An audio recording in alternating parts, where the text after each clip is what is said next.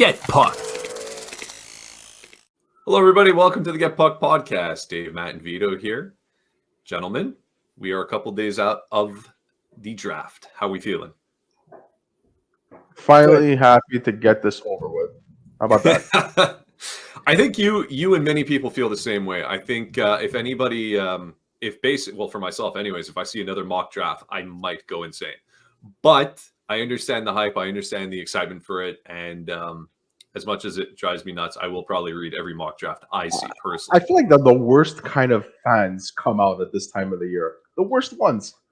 I will agree, only because I think that for the majority of people get behind their horse, and yet they know nothing about the players. I would imagine most people don't know really anything about the guys that are about to be drafted. They know about what they read, and for whatever reason, they grab their guy, it becomes their guy, and their guy could do no wrong. And if it's not their guy, then it's a disaster. 5 years later, if that player doesn't come up, it doesn't turn out to be that player that they expected him to be, then all of a sudden, I never said that. I didn't what I said. Listen, even the guys who do this for a living more times than not get it wrong. So it's all speculation. It's prospects. These are teenagers. Anything can happen. You do have certain guys that are obviously clear-cut consensus number ones. Most of the time, the number ones end up going on to have a very good career, so you're pretty safe there for the most part. But then seemingly, in particular, this draft, it gets very exciting. Because after one, it's a who's who of 2 all the way to 10. It seems like wherever you go, wherever you're looking, it's a completely different list. Do you remember the last time it was like this, Dave? A draft like this? Not really. I mean, it's a crazy thing. Draft time is a crazy time of year where everybody's an expert, but nobody's really an expert at all. Even the experts aren't experts, and can be easily swayed by anybody. Well, what's going on? You got a little mic touch going on there. There you go. Sorry, is it better? Not really. We'll figure it out as we go. We'll figure it out. Don't worry about it. But yeah, I mean, listen. Ultimately, I think it's a really exciting topic to talk about. Obviously, with only it being a couple days out, and I think again, this after last year, or sorry, excuse me, the year before with that first overall pick, that was probably one of the most important picks the Habs would be picking in this entire rebuild process. It's your number one pick. You got to make sure that nails. And so far with Slav, it's looking pretty good, right? We can make debates in a couple of years' time from now if any of the guys under him, the next couple of picks, ultimately end up being better. But for the time being, that pick looks like it's hitting. Last year, still to be determined, obviously. That was another big one. But I think this one also is probably, hopefully, the last time they're going to pick in the top 5. I know you got a lot of people talking about, well, it should be next year, right? Or when's that? Still want the Habs to tank. I know, but that's what I'm saying. When's McKenna? What about him? Is he next year? Yes. Okay, so people are saying like, oh, they should go one more year. I don't think this team is going to be that bad the upcoming season. I don't think they're going to be vying for the Stanley Cup, but I don't see this team being a bottom 5 team next year. I think with a better, less rotation on goaltending, I think with the guys maturing a bit more, with people taking another step and whatever moves he's going to do in the offseason, Kent Hughes, I think this team is going to finish higher than that. So I think this is it. Point of my story is this number 5 pick, they better get it right. And that leads me to my question that I want to ask you, gentlemen. We hear Demidov. We hear Lindstrom. We hear Lindstrom. We hear Demidov. It seems to be these 2 guys back and forth for the most part. Most of the mock drafts that are out there from the professionals have it these 2 guys. My question is this. It seems like either one of those guys, if you take them, most people are going to be happy. But what if in some freak reality, they're both taken? And now at 5, on paper, the best player available is a defenseman. Would you be happy if the Habs took the best player available if that happened to be a defenseman? Or would you like them to go down the depth charts that they have of the ranking of the forwards and grab an Igina, a Sennecke, a Catton, what have you? So there's only one forward for me that I'd probably put ahead of the defensemen there, and some people call me crazy because the defensemen that are there are going to be good, at least from what we were able to see and what we read. It would be Igina. I just think that with somebody like Igina, having his father there, that his style of game is like he's got some bite to his game. He's somebody that raises the level of his game when games do matter. And I just think he's got the right mindset and the right support system behind him and around him to say that he's worth the grab. And he is a riser. I know a lot, like in a lot of mock drafts at the beginning of the season, had him in the teens, in the low teens. And then all of a sudden now he's being spoken about in the 8, 9, 10, 7, 8, 9, 10 range. And some people even suggested that he could be attainable at 5 and wouldn't be a bad idea at 5. So I would go with a Ginla still, especially that when you look at it, if they're gonna go for a defenseman, if they end up taking a defenseman, it's probably because they have another move that's gonna come right after that. They're gonna move one of the main defensemen that they have right there. Yeah, park that for a second because that'll be a follow-up. But okay, you want a Ginla over the best player available, quote unquote, which likely would have been a defenseman. Well, I would just look at it and say that in my opinion and in my estimation, the best player available would be Ginla. Opinion I'm asking, yeah. Yeah, Ginla would be the best player at that point. Okay. Davide. Look, again, it's hard to not look at him and you see what the Kachucks are doing, right? And kind of, almost exact same vein, and kind of be like, man, if this guy could develop, it would be absolutely amazing and fantastic. Now, with that being said, is he going to develop the same way? It's hard to say, right? And again, that's why I tend to shy away from draft questions because I haven't seen him play a single game. I'm not going to lie to you. I haven't seen him play a single game. And I think I'm not in the minority on this. I think a lot of people have not seen any of these guys play. Obviously, if Lindstrom or Demidov are not there, I would just go with who the Canadiens internally have as the best player available. And if that happens to be a defenseman, so be it, man. Like at this point, you have to do what's right. You have to pick. You can never have too many defensemen. I'm a believer in that. The Ryan Backer pick was getting close, Dave. We're getting close to too many defensemen. But how many are not going to pan out, guys? Like Justin Very Barron true. when he was here. Oh, he could be a number 1 defenseman. No, like it's all these guys with hype. But like we've seen them all: Norlander, Barron, Harris. Like these guys aren't developing that way. So. You don't know how they're going to develop. You could project all you want, but you don't know. And if you happen to have too many number 1 defensemen, I think that's a very good problem to have. I love how you said that you don't know how they could develop because it's the same. That's my sentiment, and I know I'm going into this. That's my sentiment about Michkov. Okay. Wow, that's out of nowhere, but okay. It's only because there's been so much controversy and so much toxicity and negativity on hold on social a second. media platforms because of that. So it's like one sec. Let's give the context just a little bit. At the time of recording this, the news is relatively fresh that Michkov apparently is going to be coming over next season to play in the NHL. This apparently was one of the reasons, allegedly, the Habs were a little bit less bullish on him. Not about his skill set, but about the fact that they wouldn't control his future for 3 years. You don't know if he's going to come. And so that kind of led them a little bit more to the next option that they had, which was Ryan Bacher. So people are now hearing this and saying, oh, look, they should have taken Michkov. Look, he's coming over. That's the context. And that's why Vito is now suggesting, even with all that, we still don't know what he's going to do, if anything. It's likely he's going to be very good. Let's be fair. But until he does do anything, yes, I guess technically you can sit back and say, it's to Dave's comment. You don't know how these kids are going to develop, let alone when it comes to Michkov, you don't know how he's going to develop under Torts. Well, that's a whole other other thing. So sorry, Dave. I'm sorry to cut you off on that. It's just because you said something and I wanted to use that.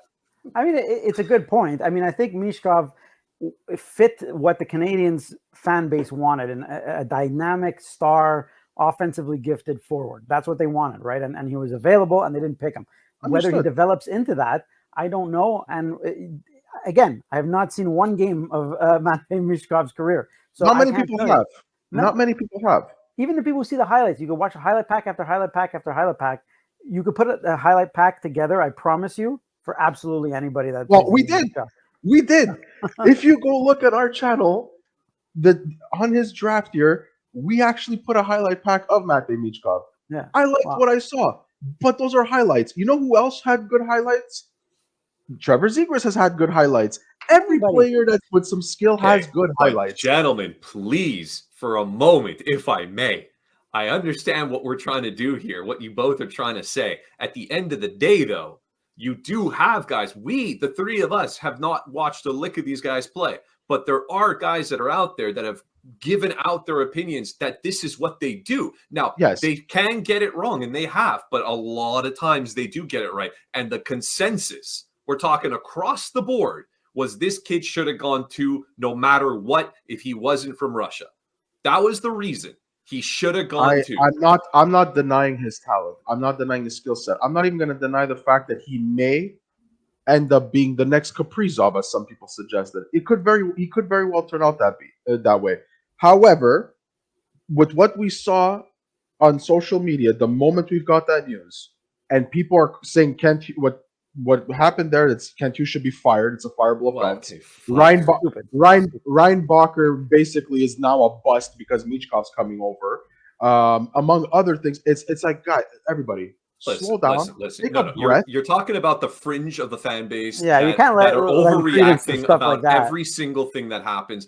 It's not a fireable offense. You don't know what's going to happen. Maybe David Reinbacher in 6 years' time from now has 2 Norris trophies already. We don't know. Maybe Matvei Michkov is going to be an Art Ross winner 4 years straight in a row, and yeah, it'll look bad. You don't know today. It's not fireable today. That being said, though, there is still a need for a dynamic, potential all-star 100%. forward goal scorer that they 100%. passed last year, and they have the chance, hopefully, to remedy this year.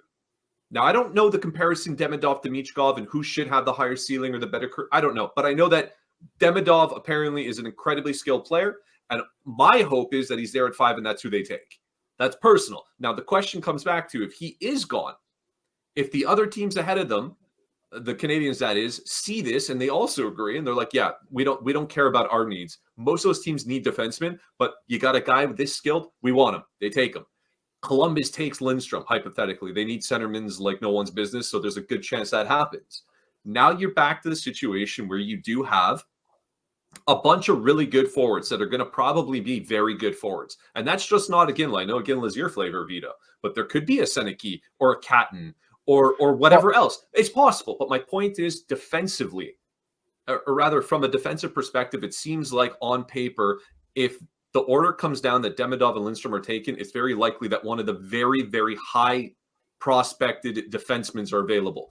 If you do that, if I say the Canadiens do that, would it not be then logical that they have or going to put something in the motion to unload one of their A-chip defensemen that they have to go and maybe remedy this top 6 problem? A la Kaiden Guhle? It'll depend on which handness that defenseman that they draft is. If it's a right-hand defenseman, then maybe you could see somebody like Mayu going. If it's a left-hand defenseman, then the obvious candidates to get you that player in the top 6 that you would need, that the Canadiens need, would probably be either Guhle or Matheson. Like, I think it depends on the handness of the, that's how I see it. But yes, if they go defenseman, you got we think that somebody's going no matter what. It's just somebody is going no matter what. But if they take a defenseman, doesn't that? Yeah. The conversations that were being had when we were talking about defensemen, like, I don't know, March, it was, the names like Harris, Barron, and those guys. If they go and draft a defenseman in this draft who's basically somebody who projects to be a top pairing defenseman or a number 1 or number 2, then the candidate that you see there probably moving would likely be Kaiden Guhle. And Kaiden Guhle will get you a top 6 player. It's just who. So before we dive into what Guhle can give you back, because I see Dave there and I know his thoughts about this, but I want to ask it anyways. Do you like? Well, I know what you like, so I'm going to just say it like this instead. You have Kaiden Guhle. Let's use him as the target. You have him. You've been developing him. You drafted him in the first round, I think 16th overall. He's been on the team a while. He plays for Team Canada. The whole shebang. Are you comfortable moving him and taking another prospect, thinking he might have a higher ceiling, or do you like what you have now and you just go draft the forward? Man, it's a tough question. I wouldn't be so easy to trade Kaiden Guhle at all. That's what I thought you would do. Yeah, and I know that I'm a guy who I want a big trade to happen.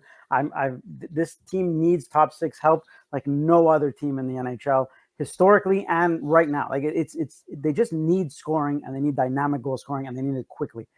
But Kaiden Guhle could be a stud defensively, man. Like I think you have to be patient with guys like that. And man, it's been proven so many times. Ryan McDonough, Sergachev, like you can't just deal these guys away unless you're getting Kaprizov back, unless you're getting a proven asset that is me too. absolutely a stud, fine. But for somebody like a hope and a prayer, I'm not quick to trade Kaiden Guhle, and I think long and hard even before making any trade of his at all, man. Like I know that the Canadiens fan base is like, man, so much D prospects, so many D prospects, but how many D prospects just flounder and never come up to their potential? If you have somebody there, you have to develop them. You have to put them in place. You can't just take for granted that all of these guys are going to develop into top 4 defensemen or even top 2 defensemen. You can't. It's not realistic. Are we considering Kaiden Guhle still a prospect? Yes. He's not a prospect. I wouldn't call him. Oh, I wouldn't yes call and him a no. prospect. Okay. I wouldn't call him a prospect. Given how much experience he had, he's young.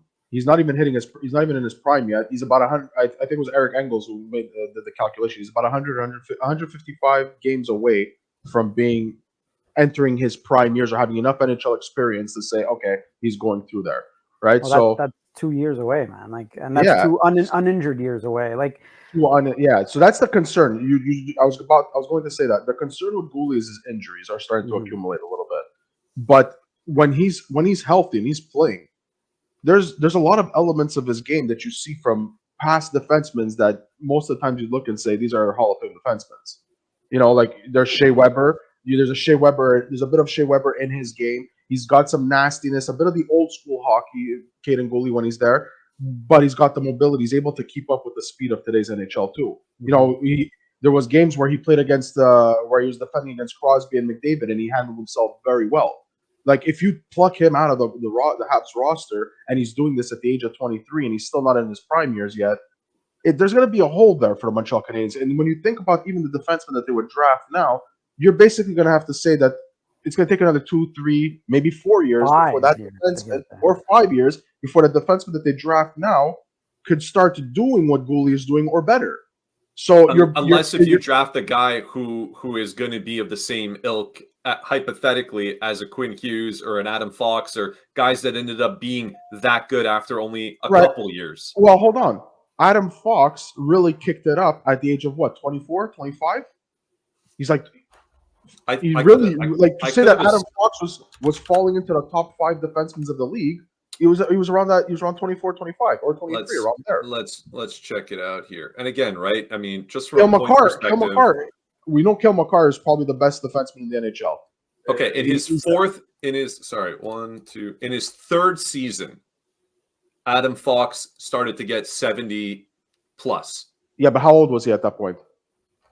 That was the 2021 season, and he's born in 1998. 23. So we go back, what is that? That's 3 seasons ago? 23. He was 23. 23, 24. Okay. Yeah. So you know what I mean? So even if you go draft a player who's 18 years old now, 5 years away, man. It's 5 years. So you got to look and say, okay, we got a Kaiden Guhle who slots in as your number 1 now. Okay, Matheson's there, he's in the picture, but technically he'd be your number 1. Now you got to wait at least another 5 years. Now, okay, could it be possible that instead of 5 years, it's 2 years? Yeah, it's possible. I mean, Cale Makar was what, 2 years before he just came out completely? 3 years around there. So defensemen take a little bit longer. And if you're going to go that route and you're saying bye to Guhle, you're saying bye to everything that you went through with him. And again, it would have to Dave's point, it would have to be something significant that you're going to include Guhle in a package to get a top 6 forward that is an impact ASAP. And young defensemen, just a side note here, defensemen who hit at 18, 19, 20, 21, they tend to fizzle out, right? You look at Luke Shen, you look at Tyler Myers, you look at these guys who were studs in their first few years of NHL experience, and they kind of just fizzle out. It happens a lot because it's a lot on the body to be that good and that like responsible and everything right off the bat. I don't think it's perfect for their development to be rushed in anyways, even if they were to come in at 19, 20 years old. I think it's very much prudent to go and keep Kaiden Guhle than it is to draft somebody and expect them to be that guy in the next few years. I don't disagree whatsoever. I'm just setting the scene here, right? So you have a Kaiden Guhle and you know what you got, but you also have the prospect of getting this really, really, and let's say he hits. Let's get rid of that potential for just a second for the sake of this scenario. In 5 years, this guy could become the next, whatever. I don't want to say necessarily Cale Makar, but an Adam Fox type. Okay, let's say the guy they would draft. The guy they would draft now in 5 years becomes Adam Fox, hypothetically. You don't know that right off the bat, but I'm setting the scene. You need offense. You have a ton of defensive prospects now that could come in. You could go and trade for a veteran. You could go and you could find a way to replace Guhle on your top six. It perhaps not at the same level for the next couple of years of what he would ultimately and what he is giving you and what he will progress to become, but you can replace it. But finding that top guy is so difficult because if it was easy, the team would have done it already. So now you have an asset. If I tell you Kaiden Guhle can move to get you player X, who's that player X for you that you say to yourselves, you know what, we'll do it. We'll move him. We'll do it. We'll gamble on the kid. We have high hopes in him. And let's say 5 years it does hit, so you feel even better about it. But who's the guy that comes back? Are you dangling it? Are we going back to the knee kisses of the world, or is it not enough? Not enough, man. Not enough. All right. This is what I want to know. So what is it going to take? Who's out there that you would want to see come back? Nobody really. Nobody. Trevor Zegras. I don't want Trevor Zegras for Kaiden Guhle. Like I saw that. I think it was Arpin Basu. Like forget that. That's asinine to me. That's the craziest thing you could think of is trading Kaiden Guhle for Trevor Zegras. Like absolutely not. That shouldn't even be discussed. The trade would have already happened already if that was the case. Exactly. Well, it could be a draft floor trade because again, bear in mind, it depends who's there at 5. Maybe they have these things loaded up saying, we got some guys, talk to me on my round. Maybe. The only if they were to move Kaiden Guhle, okay, it's because they believe that because Kaiden Guhle is projected to be a very solid two-way defenseman. Okay, we know this. This is what they see in Kaiden Guhle in the future. When he hits his prime, he's going to be a very solid, reliable two-way minute eater defenseman. If they believe that David Reinbacher is going to be that same guy with a little bit more offensive punch, then that would be one of the few reasons why they'd be okay to move on Kaiden Guhle. They'd have to believe that David Reinbacher could basically take over what Kaiden Guhle is doing now. But otherwise, I just don't see them moving Kaiden Guhle. They're going to look at moving Matheson before they're going to move Kaiden Guhle. And I'm sure that that's what they would want to do. But you're going to look at the other team and say, well, listen, we're prepared to unload this top guy, but we don't want the guy who struck lightning last season and is getting close to, what is he, 30? What's Matheson? Matheson hit 30. He turned 30. We don't want the 30-year-old who just hit lightning who might not do it again. We want the kid who's 23 who's got the very high projection and that's going to and just played for Team Canada and all this kind of stuff. We want that one from you. So I know they would probably want to move Matheson before Guhle, but teams are going to want Guhle more than Matheson. Okay, I think. They want a number one. Go ahead, then. Sorry. Give me a superstar in return for Kaiden Guhle. So you know what I mean? Give me a proven superstar. Yeah, I think so. I think that you package him, obviously, not one-on-one, but you package it and you go get somebody give me names that are out there. Line well, that's the thing, right? You want to talk about that? It doesn't impress. None of them impress me for Kaiden Guhle. I don't want Trevor Zegras. Forget it, man. I don't want any of these guys for. You could get them for way cheaper in my estimation. I think you could get them for cheaper anyways. And secondly, I wouldn't give up Kaiden Guhle for those players. It would have to be a bona fide NHL 40-goal guy. We were talking about the dream of Brady Tkachuk and stuff like that. That's what starts the conversation to me. These guys do get moved, and I know it's not easy, but they do get moved every single year. The type of players get moved. They choose a direct. We could have that discussion all you want, but you usually have to for more established guys, though. No, I mean Guhle has high potential. Dave's not suggesting it's a 1-for-1 deal, but not exactly. It would be a package. It would be a piece of a package. Is he the key piece? Sorry, is he the key piece of the package or no? You could surround it. It depends on how high you value first round picks and how you value other. But yeah, I would say he would be one of the key pieces of that trade package. I think when you're making that kind of probably look at Kaiden Guhle and they value Kaiden Guhle. And I think that if they're moving on from a star forward, it's because they want something for the future, which Kaiden Guhle is. I think that it's you see this all the time. These type of deals made. You have to find them, right? And we don't know them because they're not in the rumor mill or they're not. But I'm sure. For sure. Talk to us in exactly a calendar year from now. And we're going to be able to point to 2 guys who moved that could have fit the bill of a superstar, most likely. That and that you just have to find those deals, and that's why NHL GMs are there to make the place the phone calls. The NHL GMs aren't waiting to see where Bob McKenzie, what the rumor mill of Bob McKenzie is. Right? No. Without question. I could see a deal or two around like super. You're projecting Kaiden Guhle to be a number 1 defenseman, and he's 155 games away. Let's say But I could also see them going after a player if they're going to trade Guhle, who they project will also be a superstar at about 155 games as well.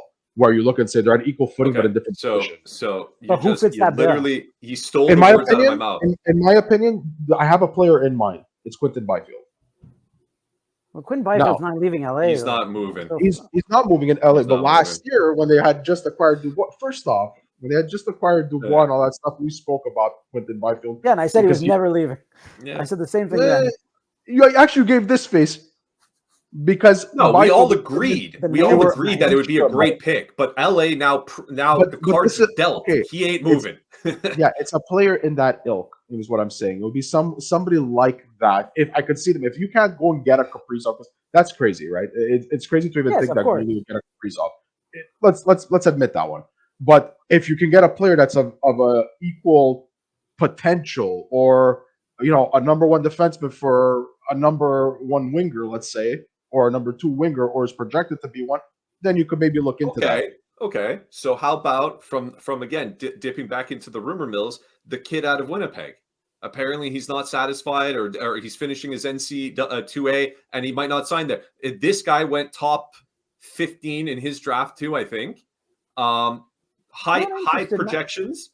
Kaiden Guhle has proven he could play in the NHL. I'm not saying already. no. I'm saying you guys are offering me two scenarios. You're talking about, on one hand, you wouldn't trade Kaiden Guhle unless if it guarantees you a top line, not top six, a top line goal scoring player. And on the other hand, Vito's now suggesting, well, maybe you take Kaiden Guhle, not such a big package, and you go get yourself a forward who's also on the up and has high potential. This kid, granted, hasn't played yet, but it seems like he's ready to make the jump to the NHL. There's a player that was drafted at the same time as Kaiden Guhle that I feel he's got that. He had a down year this year, but he showed that he can do it, and I just think he's miscast. And his name is Dawson Mercer.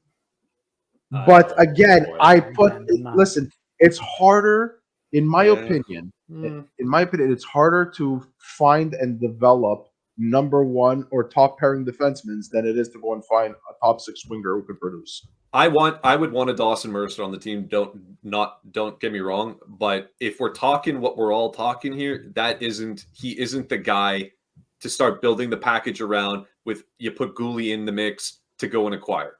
Oh no, I want something either that has the capability of being more or is established. Like I want a little bit more. Okay.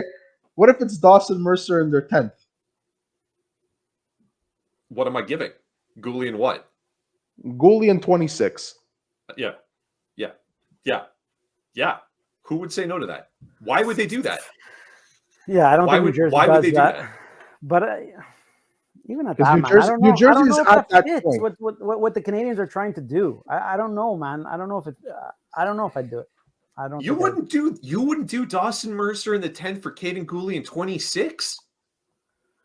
Really? You draft this year 5 Dawson and 10? Mercer had 30 points last year, bro. Like I'm not saying he didn't have a bad season, but Dawson 36. No, he had a bad season. I think it's 35 points or 37 points or something. They all played bad. New Jersey just went and made a bad turn there. Dawson Mercer, but even if he never hits, no, hold on a second there. Oh yeah, 33 points, but he had 56 and 42 the year before. Okay, let's say he's a 60-point player. Let's just call him 60. You get a 60-point player, solidifies your second. You get a top 10 pick this year in a deep draft with your 5th. How do you not do that? Your 10th could probably even replace. Kaiden Guhle could develop into a number one defenseman. Like I'm not willing to. It's crazy. I don't know how you guys don't pull the trigger. I love Guhle. I don't know how you don't pull the trigger on that. I don't know how you don't do it. I wouldn't do it. I honestly would not do it. I'm done with it. First off, the Canadiens are ready to move to the next step. Again, we're talking about how far these players are off from developing. You draft somebody now, it's not ready for 5 years, and then it takes them 2 years to. You know what I mean? Like I don't know, man. I don't think I'd do it. Let me ask you this before we jump in. Would you prefer Josh Roy on your second line or Dawson Mercer? Okay, well, that's stupid. I mean, that's such a stupid thing. Why is that stupid? That is who they're going to put on the second line now unless they make a deal. Dawson Mercer has a 28 goal season. I don't know. You'd have to check. I think he reached 28 goals. I think it was 20. You're proving my point. Okay, but so I could pick anybody that has a 30-goal season and say, hey, the man said Dawson Mercer. Hold on a second. No, but you're comparing him. You brought in Joshua Roy because Josh Roy right now is your second line winger until they make a move. Is he not? That's not true. Okay, but that doesn't mean you have to trade your potential number one defenseman to fit that because. It doesn't make sense what you're saying, man. Like, how does it not make sense? First off, if they do this deal, Matheson doesn't go anywhere, and let's say he continues what he put last year, he's on your top line. Let's say you still got Reinbacher who's coming up 4 years ahead, man. I'm not saying. Hold on, I'm not saying Guhle for Mercer. I'm saying Guhle and the 10th for my late first, which is maybe acquired for nothing. I mean, he might eventually become a nothing, this player at 26. Odds are it's not very good. And you get a 5 out of 10 of this year. Even a top 10 pick is not a lock, man. Like, I don't know. I'm not saying locks, but I will take the odds in this draft. I will even take. If they get the 10th, it'd be probably Beckett Sennecke if he's still there. That's what they're going to draft. Fine. Flip it any way you want. You're getting a high prospect forward and a high prospect defenseman. You're getting both. And in your scenario, I'm getting a guy who almost scored 30 goals and could be a 60-point player lock on my second line. But also put 30 points last year. Sorry. They all did bad. They all did bad. Go show me the stats of everybody on Jersey last year. Go find me one that played really well. They were all bad. They all dipped, man. But 30 points is a big dip, man. 30 points in 80 games it was a very He still got 20 goals. He still got 20 goals. He did get 20 goals. How many 20 goal scores on the Canadiens last year? That doesn't mean you have to trade. Because you're lacking of things, man. Like and just because it will never happen. Jersey will never do this. But if they did, I would do it. It's an interesting proposal, but I told you guys before, I'm done with prospects. I'm done with 5 years down the line. I'm done with it. And I still consider Kaiden Guhle a prospect because he's not hit his potential. To me, that's what a prospect is. He can prospectively, he could be this. So he's a prospect. But I wouldn't do that deal, man. I just wouldn't. You guys are too quick to deal out defensemen. Whoa. I agree with you. I agree. I said I would do it. You said you'd do it. No, I'm the one who came up with the deal, but I'm just saying that I wouldn't trade. I wouldn't trade. Bring the tape back. Why you flip the teams? We're gonna rewrite the tape. I'm pretty sure when he said the 26th overall and no, Guhle, I said if there was a player that I could think of outside of Byfield, before. Anyways, I said okay. If you this footage after. We're not doing no instant replay here. All I'm saying is that it's hard to go and trade somebody like Guhle unless they truly believe that Reinbacher in 2 years from now, which is, I think, Montreal Canadiens' timeline, because there's two players whose significant contracts are going to come off the books and they'll be ready to really start. Okay, if Reinbacher can be what Guhle is or better, then I could see them moving somebody like Guhle. He was drafted at 5. That is what they think. I don't know if he will be, but that has to be what they think. They have to think this guy will be a top pairing defenseman. Yeah, but I wouldn't make that move until I could see him doing it at the NHL level. Yeah, but this move wouldn't be there at that point, is my point. You have to roll the dice and gamble in the process. But you 2 years, you don't think you could get someone better than Dawson Mercer? Again.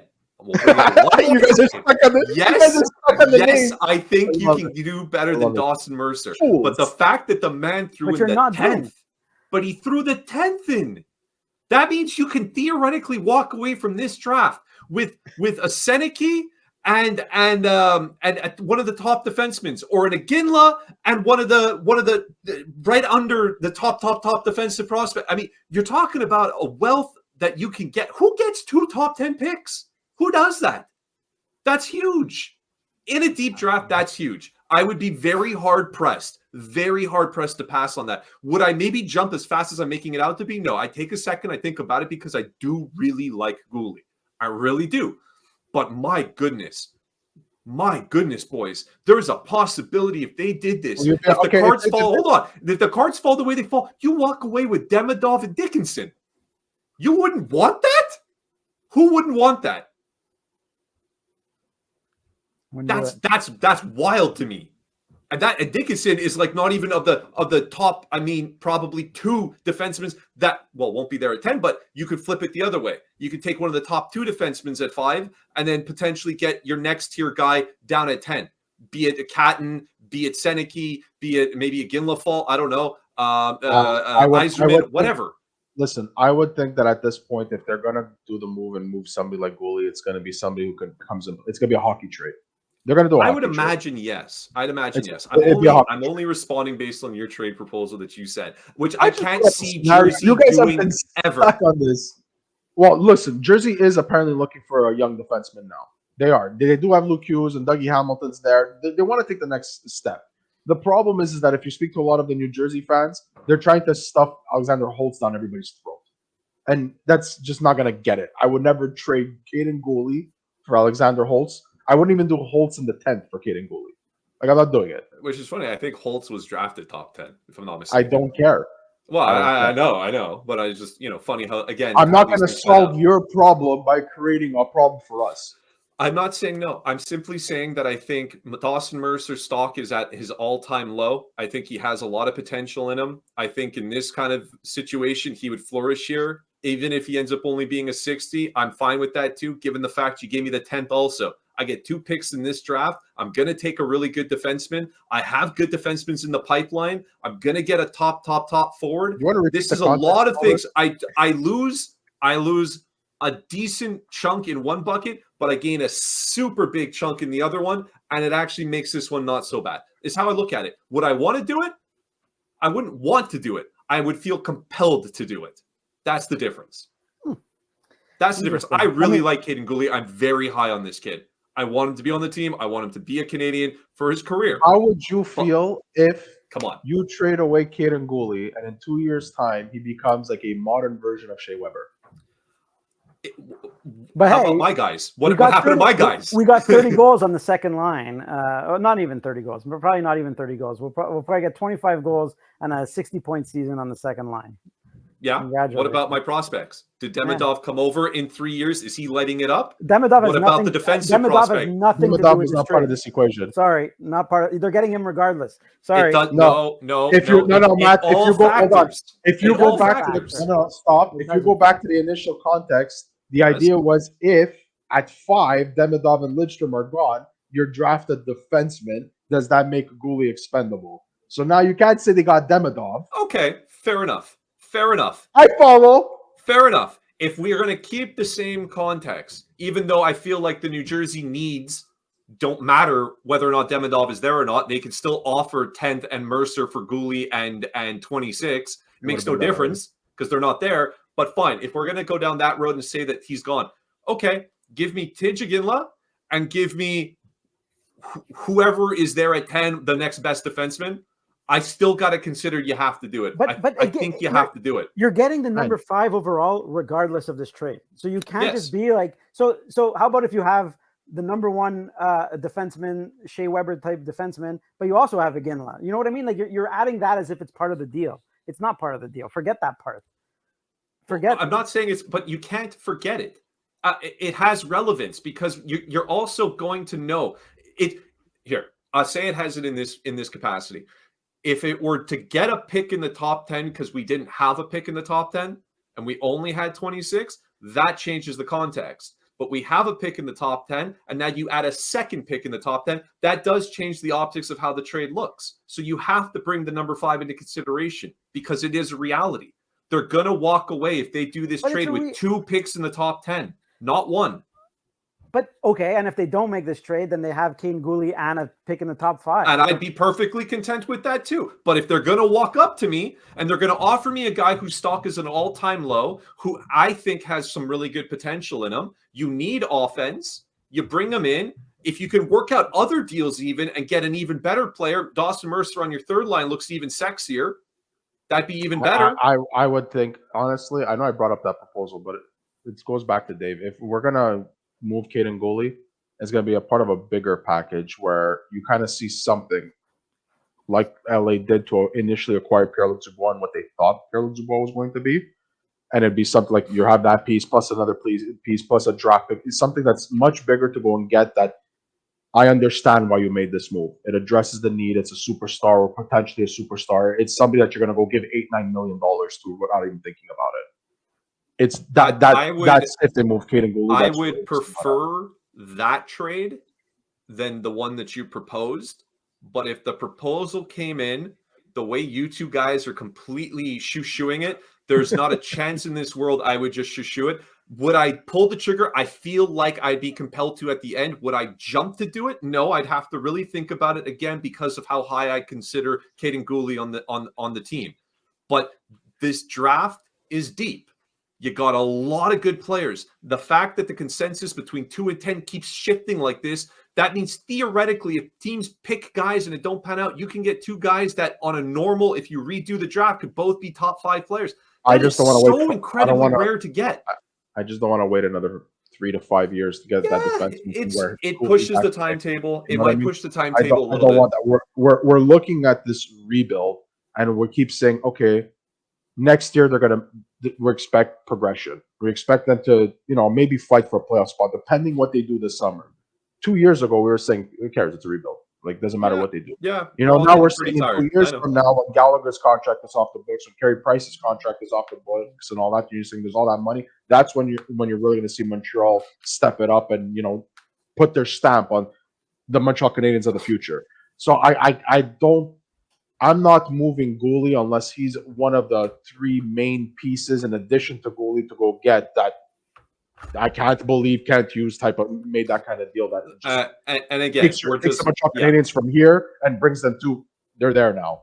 And we're just having fun with it because, again, right, I can't see this thing happening. I just would love to see a scenario where this gets some sort of galaxy big brain, where this trade happens. You get the 2 in the top 10. They take those 2 guys, package them out, and go bring in a Kaprizov or some craziness. I think that would be the Dixie It's funny chain, that all we Dixie keep chain bringing trades. up Kaprizov's name because that one episode where Dave he's just a fun target. He's a fun target, and it's Minnesota, and most people don't think about Minnesota. Player that Montreal would be perfect on Montreal. He's the exact type of player. I think he would flourish here. He would be perfect for the way they play. He would be perfect for the market. I think he would just be a fantastic guy. He's an underrated guy, but he's like one of the best players in the league. The crazy part is that to get a player like him, barring him coming out saying I want out, and it kind of screws over Minnesota. What I'm banking on. Yeah. But the cost would be names that if we even bring up these names right now, the comments on this episode are nuts. Minnesota would come out and say Kaiden Guhle first, throw in a Caulfield because we need an NHL, we need a hockey trade in there too. And you'd be looking at these names that it's like, wow, that's gonna be really rich to get it, and rightfully so. I mean, how many 90+ point players do you get, or has Montreal had in the last 20, 30 years? Okay. Let me end it on this one because I feel like we got really hung up on this trade. So now I'm very curious what the viewers think. Let us know, please, in the comments. Would you, if the trade offer came in, would you trade Kaiden Guhle in 26th overall for Dawson Mercer in the 10th overall if Demidov and Lindstrom are gone at 5? Would you snap no, snap yes, or take the time to think about it and let us know one way or another which way you do? We got our no's, we got our absolute snap no's, we got our thinking about it, but it's a yes. I'd like to know what everybody else has to say about this one. I think that's a very interesting trade proposal. Well done, Vito. Please let us know. Of course, if you haven't, like, subscribe, let people know about it. We appreciate you guys. Thank you so much for tuning in. And for Dave and Vito, I'm Matt, and this was Get Pucked.